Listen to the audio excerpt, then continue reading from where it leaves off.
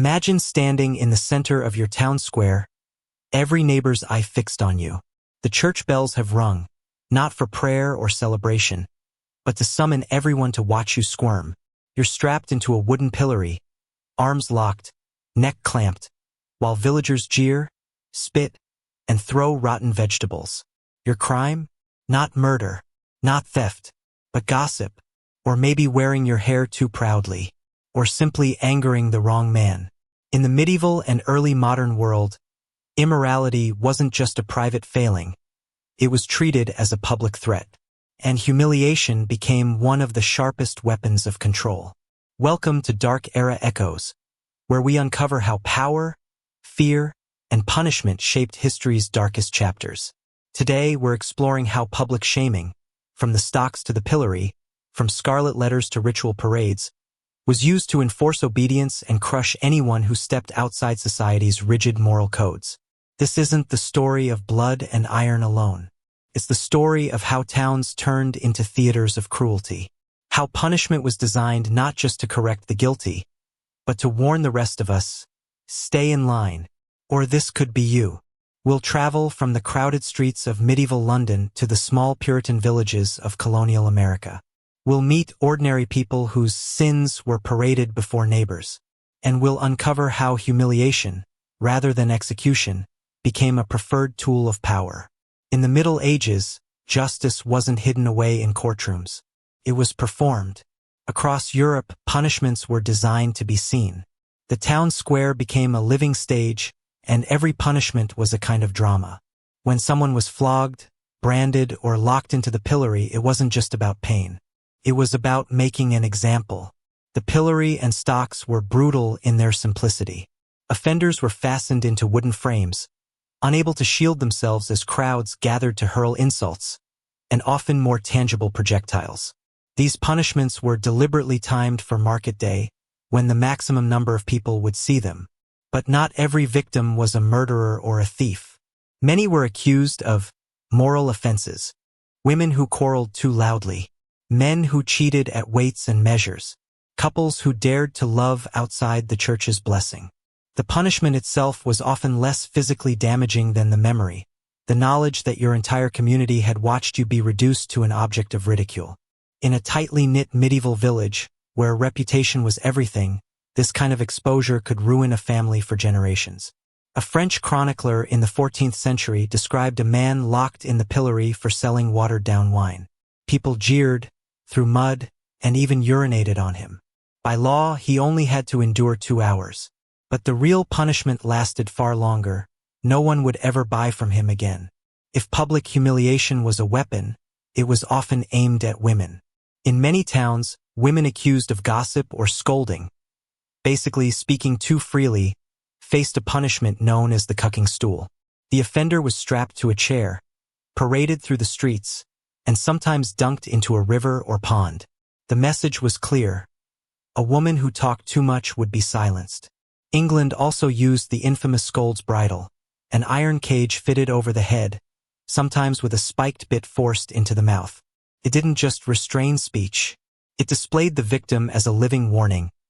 This is what happens to women who do not know their place. Humiliation punished more than just the supposed offense. It attacked identity. By parading women as spectacles, communities reinforced a very public lesson about gender roles. A quarrelsome man might be fined. A quarrelsome woman would be paraded, mocked, and soaked to the bone. And this wasn't limited to medieval Europe. Centuries later, Puritan communities in colonial America revived these practices. Women accused of adultery or even flirtation could be forced to wear letters sewn onto their clothing. The infamous scarlet letter Nathaniel Hawthorne would later immortalize in fiction. But it was real. In 1651, Mary Latham of Plymouth Colony, only 16 years old, was publicly whipped for lascivious conduct. Witnesses recalled the crowd shouting moral lessons at her as the lash struck. The physical pain was sharp, but it was the eyes of her neighbors, the shared memory, that truly crushed her. Why was humiliation so effective and so popular? Because it didn't just punish the offender. It bound the rest of society together. When crowds mocked a thief in the stocks or a gossip on the cucking stool, they weren't just watching. They were participating. They became the hand of justice. Every laugh, every jeer, every rotten egg thrown reinforced the idea that the community's morals were sacred, and that violating them would not be tolerated. Public shaming created what historians call a moral theater. Everyone knew the script. The punished person was the villain. The crowd were the guardians of order. The authorities, priests, magistrates, city guards, were the directors of this grim performance. And in a world without police forces as we know them today, this mattered. If a village could terrify people into obedience using only ridicule and exposure, it didn't need to lock everyone in dungeons. Fear of dishonor was often stronger than fear of pain. A fascinating case comes from Nuremberg in the early 1500s, where authorities created elaborate shame parades. A baker caught using bad flour would be forced to march through the streets with his loaves tied around his neck. A prostitute might be made to ride backward on a donkey while children pelted her with garbage. The message was always public, always loud, and always memorable. Public humiliation in the medieval world was never just about punishment. It was a show, a deliberate performance staged by authorities to remind everyone who held power and who did not. When a man or woman was hauled through the streets in chains, the punishment was not confined to their body. It spread outward, infecting their family, their neighbors, and even their trade. The idea was simple: to destroy not only a reputation but the very idea that resistance was possible. In medieval towns, markets were crowded and noisy. Bakers shouted their prices, blacksmiths pounded iron, and children darted between wagons. In this bustling environment, public punishment drew instant attention. A pillory set in the village square became the center of the day. Shopkeepers left their stalls, apprentices stopped working, and even priests sometimes came to witness the spectacle. Authorities counted on this. Public humiliation worked only if people watched and jeered. Town officials would sometimes ring bells or send criers ahead of processions to summon an audience. The condemned person's shame became a shared civic ritual, reinforcing the idea that order came from above and disobedience had visible, painful consequences. The devices of humiliation were as inventive as they were cruel. The pillory, a wooden frame holding the victim's head and hands, exposing them to insults, rotten food, even stones. The stocks, similar but holding only the feet, often leaving a person lying on the ground as passers-by mocked them. The drunkard's cloak. In some German towns, drunkards were forced to wear a giant barrel with holes for the arms and head, paraded as a living warning. Branks or scold's bridle, an iron cage placed over the head, with a tongue plate to silence gossiping women. Though not bloody in most cases, it was profoundly humiliating. Each of these punishments targeted not just the individual's offense but their dignity. Being locked in a pillory for hours, unable to swat away flies or shield your face from spittle, turned a person from human being to public object. While men and women both faced public punishment, women were often humiliated for crimes linked to immorality, gossip, adultery, or simply challenging male authority. A woman accused of being a scold, meaning she spoke too loudly or too critically, could be marched through the streets in rags or locked in a cucking stool and dunked in a river. The water was meant to cool her tongue, but the real goal was to mark her publicly as dangerous, a social contaminant. These punishments sent a chilling message. Women were not just expected to obey the law, they were expected to embody virtue itself. Any deviation invited not only discipline but ritualized disgrace. Church and state often worked hand in hand to justify these practices. Medieval sermons spoke of shame as medicine, a bitter treatment for the disease of sin. If someone was humiliated before their neighbors, perhaps they would repent. This logic was especially applied to women, who were seen as more prone to moral weakness. A woman accused of loose living might be forced to wear a special garment marked with symbols of her sin. In some places, she would be led barefoot through the town while bells rang to announce her fall from grace. To modern eyes, this seems monstrous, but to the authorities of the day, it was an act of correction.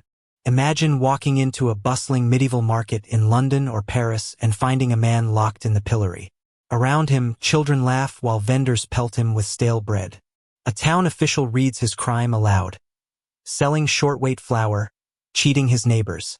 His punishment is not hidden in a dark cell. It is the noonday sun on his face and the hatred of the crowd.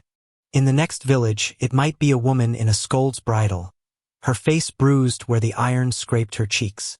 She cannot speak. If she tries, the plate on her tongue cuts her. People mutter, "That will teach her to keep her mouth shut." These punishments became theater, each case a warning that the social order was fragile and fiercely protected. Sometimes the crowd went too far. A pillory was meant to humiliate, not kill, but enraged mobs occasionally hurled stones hard enough to break bones, or worse.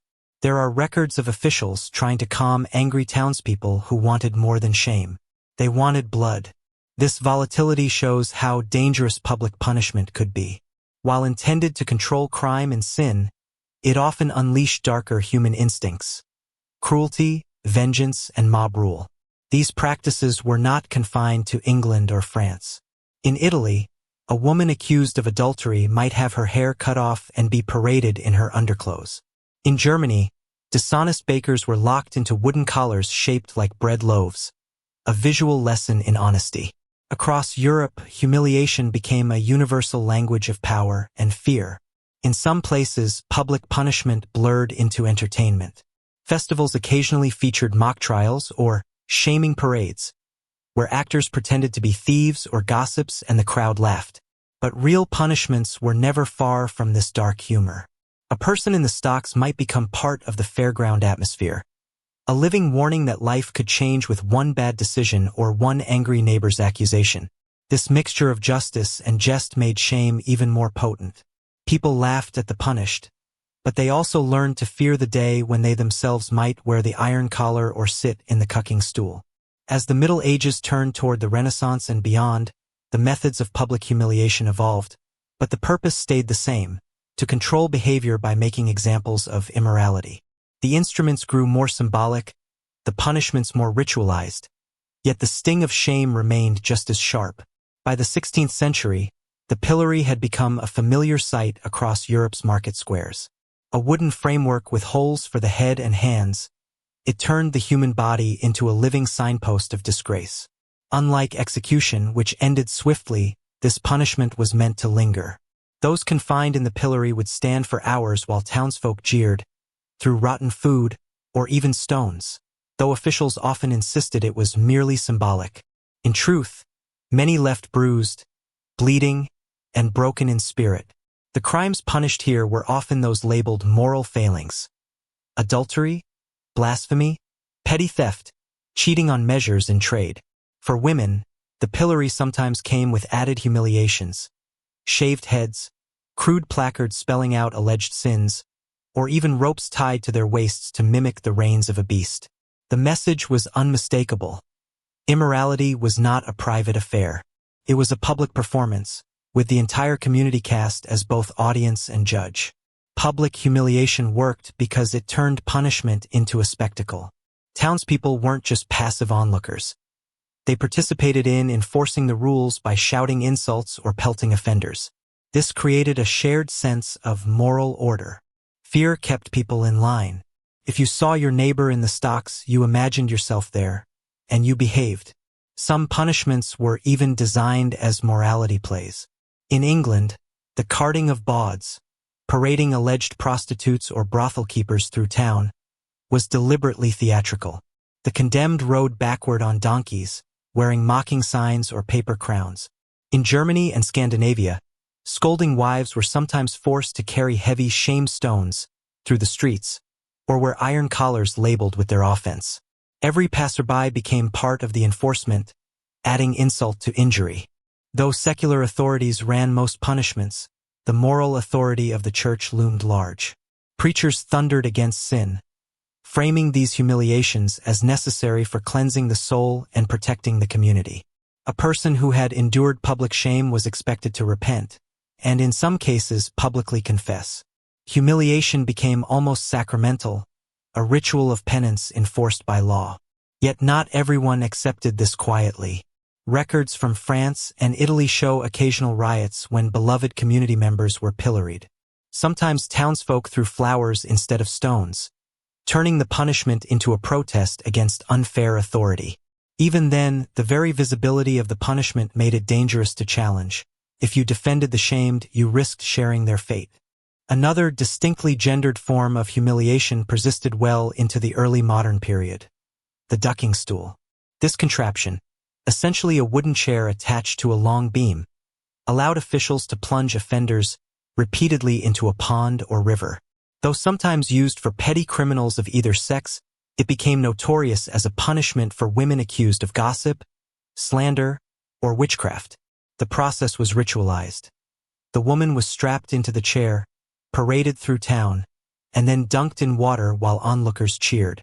The idea was to cool the tongue or wash away sin. It was humiliation mixed with danger. While meant to be non-lethal, some victims drowned. What's striking is that this punishment reflected society's anxiety about women who spoke too freely. The same centuries that celebrated learned male scholars feared and ridiculed outspoken women. By using public water and laughter as tools of punishment, communities sent a chilling message. Women must be silent, submissive, and careful of their reputations. By the 17th and 18th centuries, the use of public humiliation spread beyond moral offenses to political crimes. Authorities realized that humiliating someone in public didn't just punish an individual, it warned the entire population. During the English Civil War, for example, pamphlet printers, dissenting preachers, and women accused of disorderly behavior were whipped or pilloried not only as sinners but as traitors to public order. Even royalty wasn't immune to symbolic shame. In revolutionary France, effigies of aristocrats were dragged through the streets, a kind of theatrical humiliation designed to strip them of authority. The principle was the same as it had been in the Middle Ages, to control society through the fear of disgrace. By the late 18th century, however, attitudes began to shift. Enlightenment thinkers like Cesare Beccaria criticized public torture and humiliation as barbaric and counterproductive. Prisons and private punishments replaced open-air spectacles. The pillory in England was formally abolished in 1837, though similar devices persisted elsewhere into the 19th century. But even as wooden stocks and iron collars vanished from city squares, the idea of public humiliation didn't disappear. Newspapers began publishing names of offenders.